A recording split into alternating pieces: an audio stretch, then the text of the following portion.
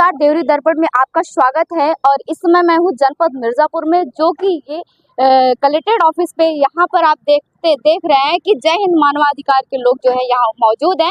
और मामला क्या है, सिर्फ वही है कि महिला डॉक्टर के साथ जो रेप हत्याकांड हुआ, इससे पूरा देश सहमा हुआ है और पूरा देश क्रोधित है। और इसी मामले में यहाँ पर जो है जिलाधिकारी को ज्ञापन देने के लिए, पत्र देने के लिए, निवेदन करने के लिए आए हुए हैं कि जो आरोपी है उसको फांसी दे जाए। और उस आरोपी को बचाने का इतना बड़ा ये जो पुलिस प्रशासन जो काम की है, ये तो बिल्कुल ही निंदनीय है। इस बारे में हम पूरी बात जानते हैं जो यहाँ पर आए हुए हैं। सर, आपका परिचय जानना चाहेंगे?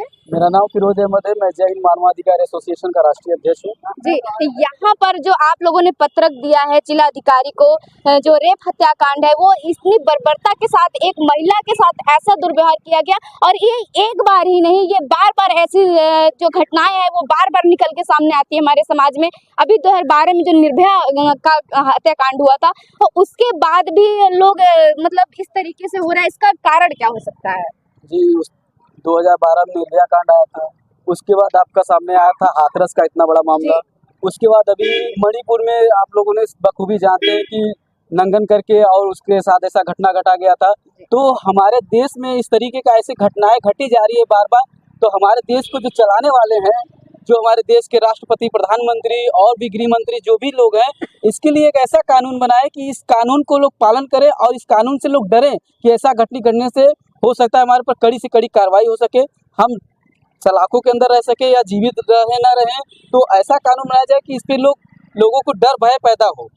यानी जो कानून है, ये सवाल उठता है कि ऐसा कानून क्यों, जो अपराधी जो है अपराध करने के बाद, इतना बड़ा दुष्कर्म करने के बाद भी वो बाहर ही घूमता रहता है। क्या नाम है भैया आपका? संजय उमर, जिलाध्यक्ष। जी, आप जिलाध्यक्ष। और यहाँ पर जो है सबका मांग एक ही है कि जो आरोपी हो, क्या सिर्फ एक आरोपी जो ये है ऐसा दुष्कर्म किया, एक आरोपी हो, केवल इसी की सजा मिलनी चाहिए, या फिर ऐसा दुष्कर्म ना हो ऐसे के लिए भी कोई कानून? नहीं, ऐसा दुष्कर्म ना हो इसके लिए कानून बनाना चाहिए। कानून ऐसा होना चाहिए कि जो सजा मिले उनको वो देख के सबकी रूह कांप जाए।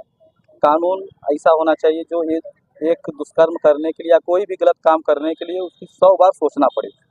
क्या चाहते हैं आप? अभी जो आरोपी है, अभी आप देख रहे हैं कि किस तरीके से जो पुलिस प्रशासन है बचाने का काम किया, ये बिल्कुल ही निंदनीय, नहीं करना चाहिए। क्या राजनीतिक मामला है, ये राजनीतिक मुद्दा उठाना चाहिए ऐसे मामलों में? नहीं, ये राजनीतिक मुद्दा लोग बना रहे हैं, लेकिन इसको बनाना नहीं चाहिए, क्योंकि राजनीतिक मुद्दा जब हो जाएगा तो यहाँ का कानून, अर्थव्यवस्था सब गड़बड़ा जाएगी। इसलिए हम चाहते हैं कि राजनीतिक छोड़ के सभी इसका साथ दें, इसका विरोध करें कि जो इसके साथ हुआ है आने वाले समय में और किसी के साथ न हो। जो अपराधी है उसके साथ क्या होना चाहिए? जो अपराधी है उसके साथ तो हमारे समझ से फांसी होना चाहिए, या तो उससे भी बड़ा कोई दंड हो तो उसको देना चाहिए। फांसी होनी चाहिए, उससे बड़ा कोई दंड हो तो होना चाहिए, लेकिन क्या उसको फांसी मिलेगी?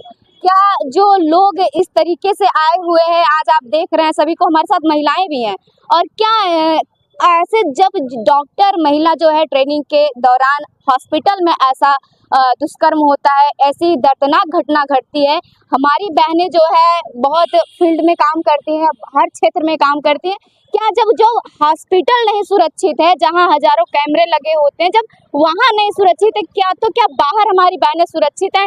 क्या नाम है आपका? रेखा गुप्ता। रेखा मानवाधिकार संघ की जिला सचिव हूँ जी। जिला प्रकोष्ठ। मैं ये कहना चाहती हूँ कि जो डॉक्टर होती है वो हम लोग की जान बचाने के लिए होती है। आज डॉक्टर के साथ नहीं होगा तो सोचिए हम लोग तो आम इंसान है, हम लोग को क्या उम्मीद है? यानी जो है अपने देश की हर महिलाएं सहमी हुई हैं बाहर ये है, मैं चाहती हूँ, मेरी ये मांग है कि लेडी डॉक्टर के साथ हुआ है वो किसी भी महिला या कोई भी हो उसके साथ ऐसा ना हो। मैं यही मांग करती हूँ कि ऐसा दंड मिले कि दोबारा करने से पहले कोई लेडी के साथ सोचे। बहुत समय बाद महिलाओं को आज़ादी मिली है। यहाँ बहुत ही परंपराएं थी, पर्दा प्रथा, रूढ़िवादी, सब बहुत सारी ऐसी प्रथाएं थी जिससे महिलाएं जो है बाहर नहीं निकल पाती थी, चौखट नहीं लांघती थी। लेकिन आज जब बराबरी का समय हमको समान मिला है, और क्या है कि जो इनके पे कानून लागू करता है वही महिलाओं पर भी लागू करता है, फिर महिलाओं के ही साथ ऐसा दुर्व्यवहार क्यों हो? सोच गलत है जेंट्स लोग का, और क्या कि महिलाओं के बारे में, लेडीज के बारे में ऐसा गंदा सोच। क्या ऐसी घटना सुनने के बाद आपका रूह नहीं कांपा? बाहर निकलने में कोई भय लगता है? बहुत बाहर निकलने से सोचना पड़ता है 100 बार कि कैसे निकली महिलाएं। जी। महिलाएं के बहुत समझ लो अत्याचार हो रहा है महिलाएं। सबके घर बहू और बेटियां होती हैं और जो ऐसा निंदनीय कार्य जो आजकल जो मोबाइल अभी सामने आ रहा है कि उसने मोबाइल में वीडियो अश्लील वीडियो देखा फिर ऐसा कांड किया, तो क्या सबके पास मोबाइल है? क्या मोबाइल का दुरुपयोग जो हो रहा है इस तरीके से अश्लील वीडियो लोग देख करके ऐसी हरकतें कर दे रहे हैं लड़कियों के साथ, क्या ये कैसा, क्या बोलना चाहेंगे? इसके हम बोलना चाहेंगे कि ये सारी गलती हम गार्जियन की होती है। जो बच्चों के हाथ में मोबाइल दे दिया जाता है उसका सही उपयोग न करके बच्चों जो है गलत उपयोग उसका करते हैं। मोबाइल बहुत अच्छी चीज़ है लेकिन बच्चे जो हैं आजकल के नया युवा पीढ़ी जो है उसका गलत उपयोग करते हैं। हम चाहते हैं कि मोबाइल देखें, सभी बच्चों से और सभी से अपील है कि मोबाइल देखें लेकिन जो काम का हो उसको जो है देखें, वही से अपना जीवन जो है सुधारें। जी, मैं ये महिलाओं की घटना बार बार ऐसी होती चली आ रही है हमारे देश में, हमारे प्रदेश में, तो इसके लिए मैं बोलूँगा कि जो हर राज्य में राज्य महिला आयोग और राष्ट्रीय महिला आयोग जो दिल्ली में बैठी हुई एक एजेंसी है, तो उनको भी इसके विषय में संज्ञान लेना चाहिए और इसके विषय में कड़ी से कड़ी कार्रवाई अपने तरीके से करना चाहिए, क्योंकि आयोग अपने में ही एक ऐसा सिस्टम है कि जिसको चाहे वो चाहे IAS PCS या कोई भी अधिकारी हो उसको तलब करके उस पर वो कार्रवाई करने की उनके पास एक अथॉरिटी रहती है। तो इसके लिए संज्ञान लेना बहुत ज़रूरी है। महिला आयोग को भी, मैं उनको भी चाहता हूँ कि इसके लिए कड़ी से कड़ी कार्रवाई करने की कोशिश करें। ये हम लोगों की मांग है। जी, यहाँ पर ये केवल यहीं पर नहीं, जगह जगह पे धरना प्रदर्शन हो रहा है, लोग सड़कों पे उतर रहे हैं, लेकिन कब तक उतरेंगे? क्या इनके सड़क पर उतरने से, धरना देने से, नारेबाजी करने से उस आरोपी को फांसी की सजा दी जाएगी? अब देखना यह है, पुलिस तो अपना काम कर चुकी बरगलाने में, और क्या जो अभी जो राजनीतिक मुद्दे हो रहे हैं, तो क्या राजनीतिक मुद्दे ही उठते रहेंगे, आरोप प्रत्यारोप होता रहेगा, या दोषी को जो है कि फांसी की सजा होती है, या फिर उसको कोई सजा भी सुनाई जाती है, या फिर उसको ऐसे ही बचा करके निकाल लिया जाता है? किसी राजनीतिक संरक्षण दल का अपराधी हो उसके साथ कानूनी कार्रवाई होनी चाहिए, उसकी फांसी की सजा होनी चाहिए। इससे कम सजा में अपराध बढ़ता रहेगा, फलता फूलता रहेगा, लोकप्रियता खत्म होती जा रही है, महिलाओं का शोषण बढ़ता जा रहा है। लोकतंत्र बुद्धिजीवियों को समझना चाहिए, इससे लोकतंत्र खतरे में है। लोकतंत्र जीवित ही नहीं है। लोकतंत्र स्वतंत्र भारत के रूप में नहीं है, परतंत्र भारत के रूप में। जिस देश की 50% महिलाओं के साथ शोषण हो, अन्याय हो, वह देश स्वतंत्र नहीं, वह परतंत्र है। वह कुछ लोगों के हाथों का कठपुतली बना हुआ भारत है, क्योंकि बलात्कारियों के साथ संरक्षण देने वाले अधिक हो जाते हैं। कहीं महिलाओं के साथ उनकी रेप की कार्रवाई होती नहीं है।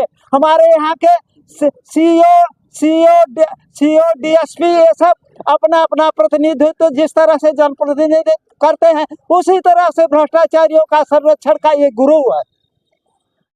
जो कि आप देख रहे हैं कि इनका गुस्सा जो है फूट के बाहर निकल रहा है, और हम जानेंगे कि यहाँ पर जो हमारा भारत देश है, महिलाओं को माता कहा जाता है, एक गंगा नदी को भी हम गंगा माँ कह के बुलाते हैं, लेकिन फिर भी ये जो है यहाँ पर महिलाओं के साथ ऐसा दुष्कर्म किया जा रहा है। इस पर जो यहाँ पर भारत माता बोलते हैं और गंगा माँ बोलते हैं, धरती माँ बोलते हैं, और वैसे ही माँ और बहनों के साथ इस तरीके यह एक कोरा दिखावा है। वास्तव में माता को जो माता नहीं कहता है, बहन को बहन नहीं करता, जो बहन को बहन के रूप में नहीं मानता है, बहन की सुरक्षा नहीं करता है, वो वास्तव में मानव नहीं दानव है।